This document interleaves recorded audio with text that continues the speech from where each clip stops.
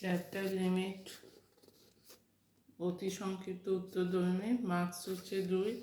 চারটা সংজ্ঞাত ও রৈখিক পদ্ধতির সাহায্যে দেখাও যে limit x tends to 3 2x সমান হচ্ছে 6। আচ্ছা, এখানে আমি এক্স টেন্ডস টু 3 মানে 3 প্লাস করবো। 3 প্লাস মানে 3 এর চেয়ে বেশি পয়েন্টগুলো নেব। 3 এর চেয়ে বেশি পয়েন্ট হচ্ছে 3.01, 3.001, 3.001।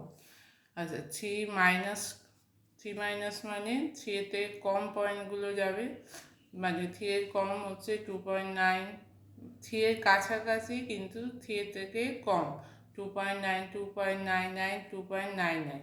তাহলে এক্স টেন্স টু যখন 3 মাইনাস, তখন এর মান কী হচ্ছে 5.8, 5.98, 5.998। তাহলে দেখা যাচ্ছে যে এক্স টেন্স টু যখন 3 মাইনাস হচ্ছে তখন 2x টেন্স টু 6-এর দিকে, এগুলো সব 6-এর কাছাকাছি নাম্বার, মানে 5.8 থেকে 6-এর দিকে যাচ্ছে। তাহলে এই পয়েন্টগুলো এইভাবে লেখচিত্রটা, এই পয়েন্টগুলো যদি আঁকা হয় তাহলে এইভাবে লেখচিত্রটা হবে। তাই দেখা যাচ্ছে যে 5.8 থেকে ক্রমশ 6-এর দিকে পয়েন্টগুলো যাচ্ছে যখন x tends to 3 minus 2x tends to 6।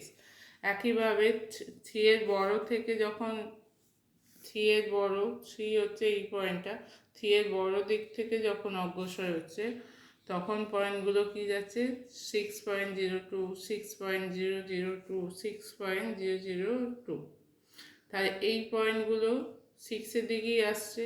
তাহলে এক্স টেন্স টু 3 প্লাস যখন 2x টেন্স টু 6, অতএব limit x tends to 3 fx সমান হবে, যেহেতু দুটো ক্ষেত্রেই বাম দিকের লিমিট ডান দিকের লিমিটের ক্ষেত্রে অপেক্ষকের মান 6-এর দিকে যাচ্ছে, সেই জন্য লিমিট, তাহলে এই দুটো সমান হচ্ছে, বাম দিকের লিমিট আর ডান দিকের লিমিট সমান হচ্ছে।